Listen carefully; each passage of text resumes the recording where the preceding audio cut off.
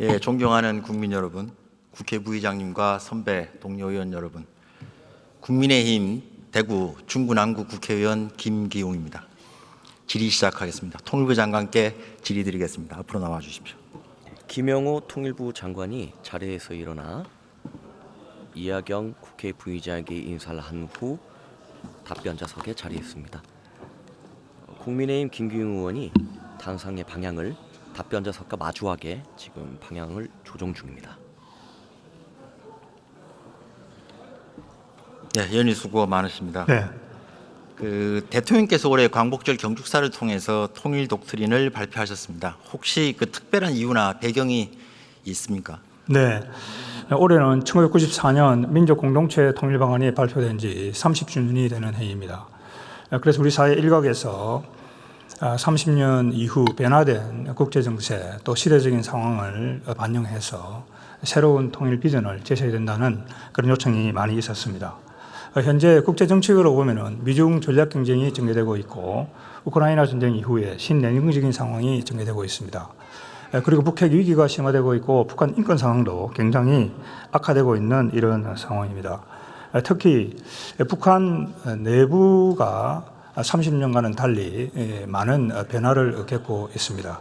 시장화가 급속히 진행되고 있고 또 정부화도 굉장히 빨리 진행되고 있는 그런 상황입니다. 북한 주민들의 의식도 개인주의적인 의식이 굉장히 널리 퍼지고 있는 그런 상황입니다.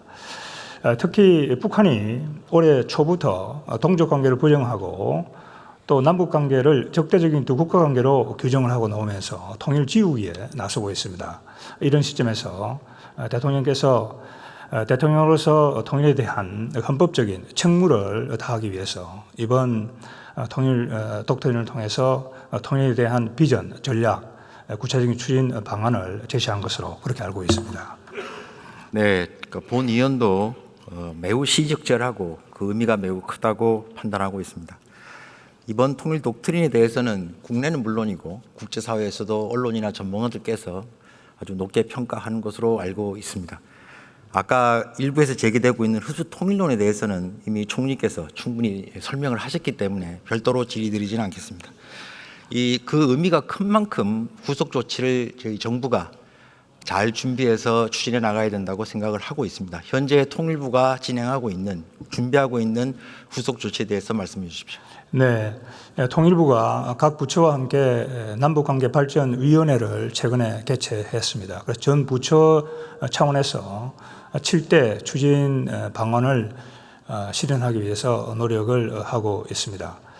그리고 이 7대 추진 방안 중에서 국제 한반도 포럼이라든지 또 북한 자유인권 펀드라든지 또 북한 인권 국제 대화 이런 것들은 저희들이 현재 착실하게 추진을 하고 있고 나머지 사안들은 부처들과 협의해서 계속해서 추진해 나갈 계획입니다. 그리고 이번 7대 추진 방안 중에서 가장 중요한 것은 대통령께서 직접 이 8.15를 계기로 해서 북한에 대화 협의체를 제안을 했습니다. 북한이 대화 테이블로 나올 수 있도록 정부는 인내를 갖고 계속 노력해 나갈 계획입니다.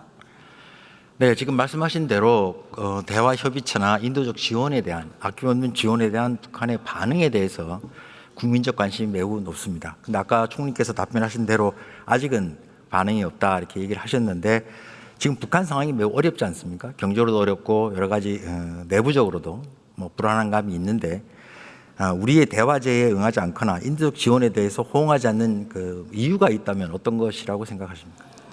네, 우선 북한이 지난 7월 말에 신의주, 의주, 자강도 지역에 큰 수해 피해를 입었습니다.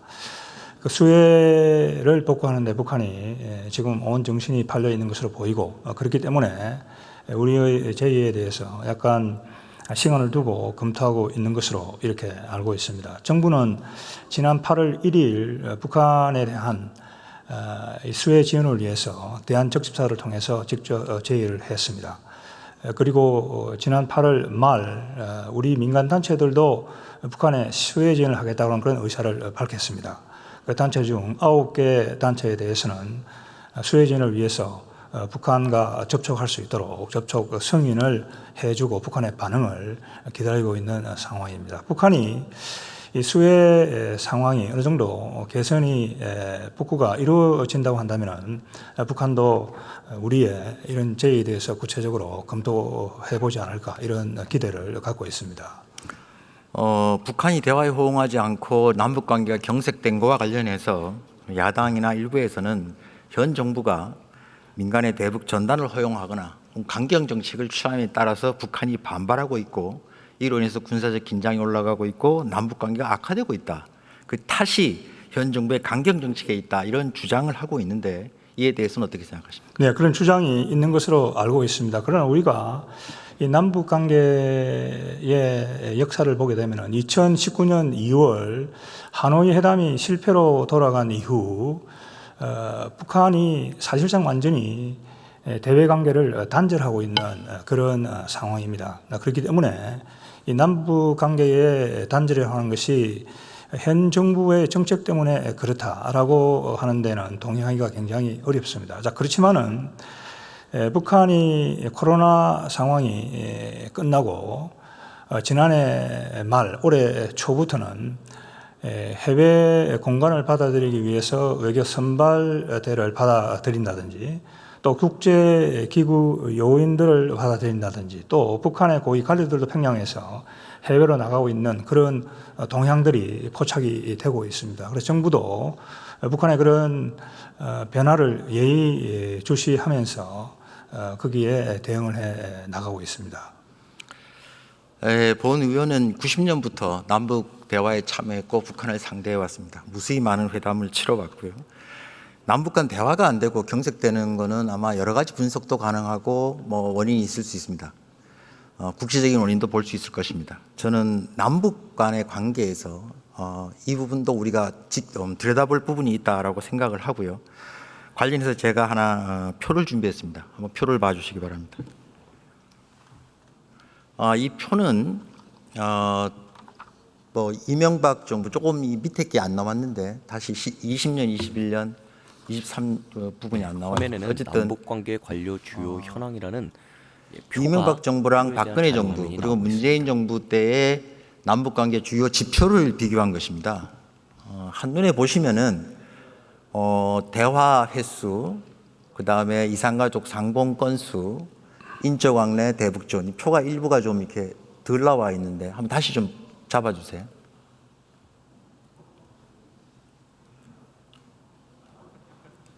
어쨌든 요약드리면 2019년, 20년, 21년 설명을 굳이 안 드려도 다 아실 것 같습니다. 2019년, 20년, 21년에는 남북 대화가 한 건도 없고 이산가족 상봉도 한 건도 없고 인적 교류나 물적 교류가 거의 제로 상태로 가고 있습니다. 남북 관계가 단절되고 있는 것이죠. 대화가 완전히 끊어졌습니다. 그러면 이 19년, 20년, 21년 동안에 어떤 일이 있었는지를 남북 간의 주요 일을 한 번 더 정리해 봤습니다. 그 표를 다시 띄워 주십시오.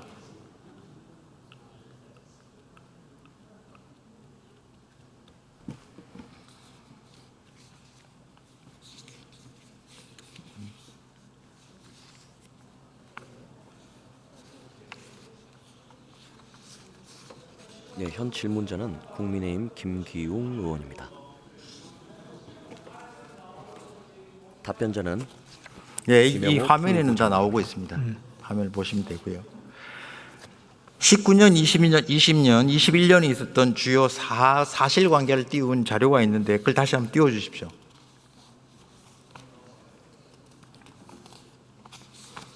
나왔습니다. 이 표를 보시면 남북 대화가 끊어졌던 것과 관련 있는 사항들인데 2018년 9월에 우리 정부는 대북 확성기 방송을 중단하였습니다. 문재인 정부가 중단했습니다. 2019년 11월에는 가기 싫다고 발버둥 치고 자해까지 하는 북한 어민 2명을 포승줄로 묶어서 판문점에서 북한 당국에 인계했습니다. 화면에는 2020년 6월에는 않습니다. 김여정이 우리 민간의 전단 살포를 비난하더니 급기야 남북 공동 연락사무소를 폭파하였습니다. 북한의 이런 도발에 대해서 책임을 추궁하거나 항의하기보다는 당시 문재인 정부와 여당인 민주당은 헌법에 반할 수도 있는 대북 전단 금지법을 만들었습니다. 즉 김여정이 요구한 대로 민간의 대북 전단을 막기 위한 법적 조치를 취한 것입니다. 2020년 9월에는 서해에서 표류하다 북한으로 흘러간 해수부 공무원이 북한군에 의해 피살되었지만 현장 조사는 고사하고 정확한 진상조차 파악하지 못한 채 얼버무려졌습니다. 한미연합 군사훈련 축소와 같은 군사적 조치들에 대해서는 따로 말씀드리지 않겠습니다. 문재인 정부와 당시 민주당인 여당의 민주당이 북한을 자극하지 않으려고 이렇게 애를 쓰고 심지어 북한이 요구하면 헌법에 반하는 조치까지 서슴지 않고 했음에도 불구하고 남북 당국 간 대화가 완전히 끊어지고 남북 관계가 경색된 이유는 어디에 있다고 보십니까?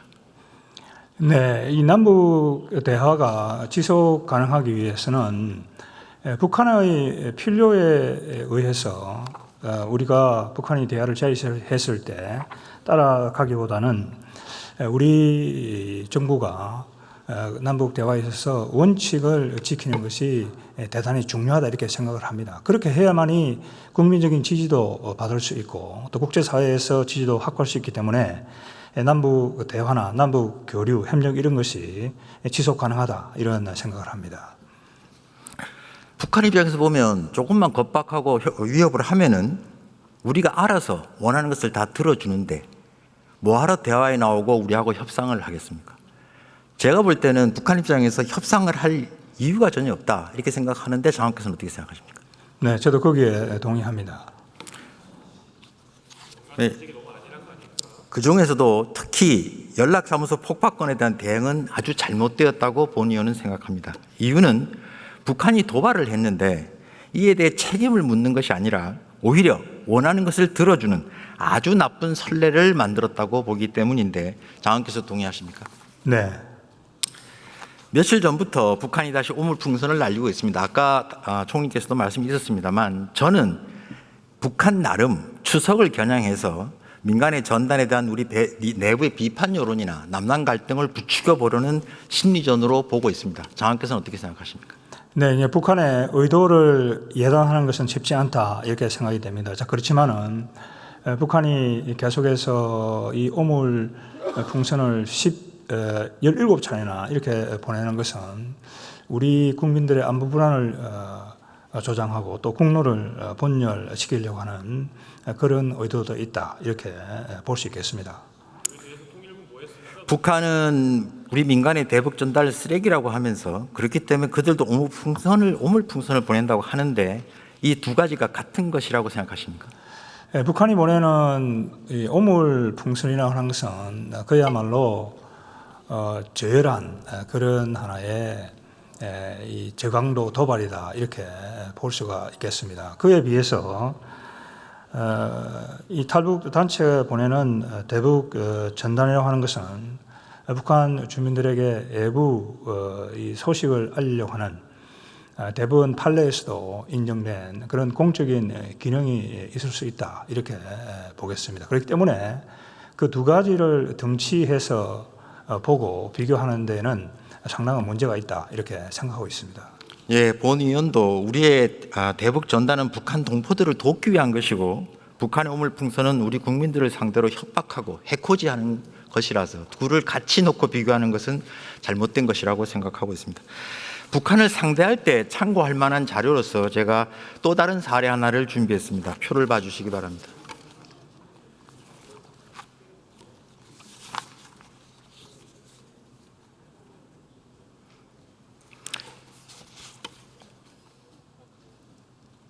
네, 현 질문자는 국민의힘 김기용 의원입니다. 답변자는 김영호 통일부 장관입니다.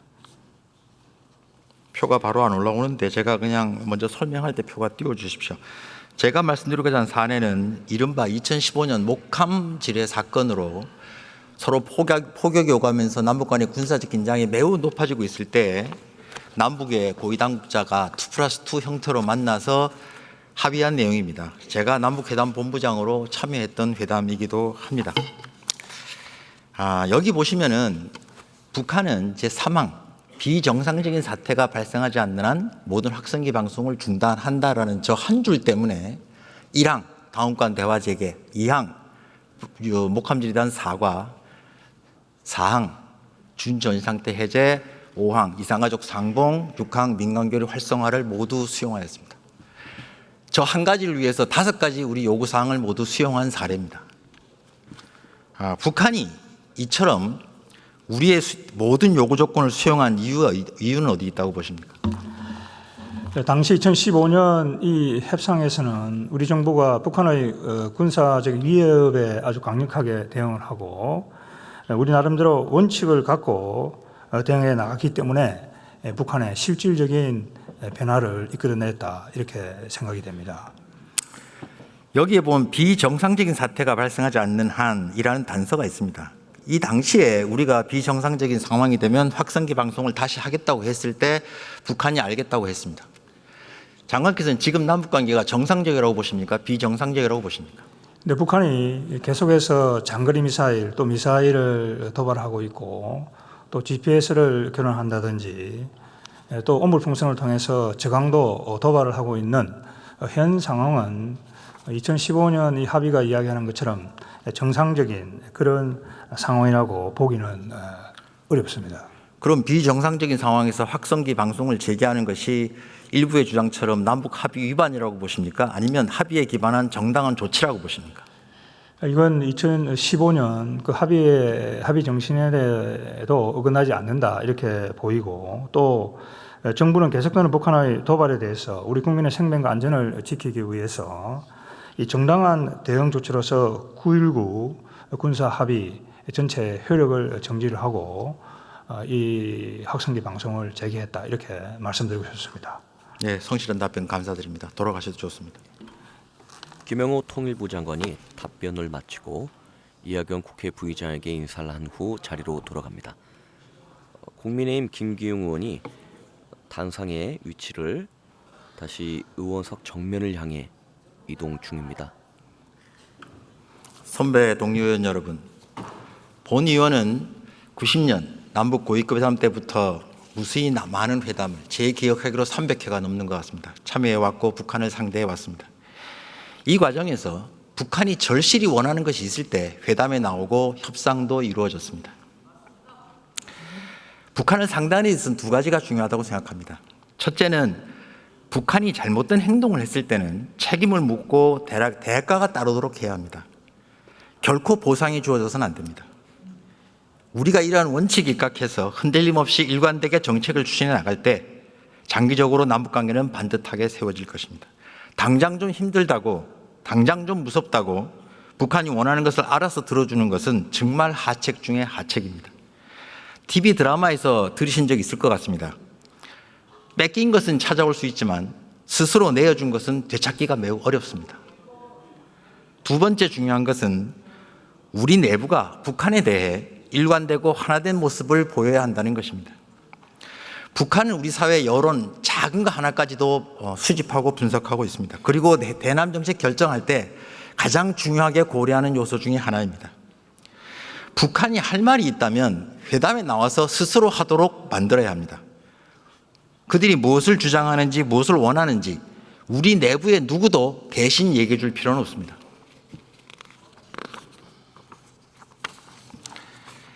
남북관계에 아무 도움도 되지 않고 북한에게 잘못된 메시지를 줘서 문제 해결을 더욱 어렵게 만들 뿐이라는 것을 저는 체감하고 있었습니다.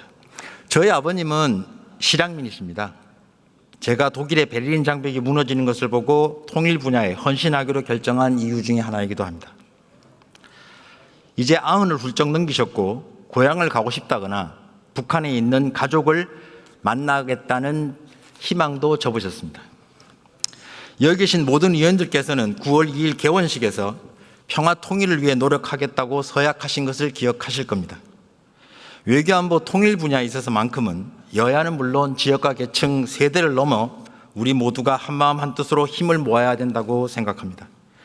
한 목소리로 북한의 잘못을 질타하고 올바른 선택을 촉구해 나갈 때 많은 문제가 해결될 수 있습니다. 지금 논란이 되고 있는 전단이나 오물풍선, 확성기 방송도 북한이 대화에 호응해서 남북 간의 현안 문제들을 당국이 협의해 나간다면 그 과정에서 자연스럽게 해소될 수 있는 문제들이 되겠습니다. 이 자리를 빌어 북한이 올바르고 현명한 판단을 해주기를 거듭 촉구합니다. 경청해 주셔서 감사합니다. 국민의힘 김기훈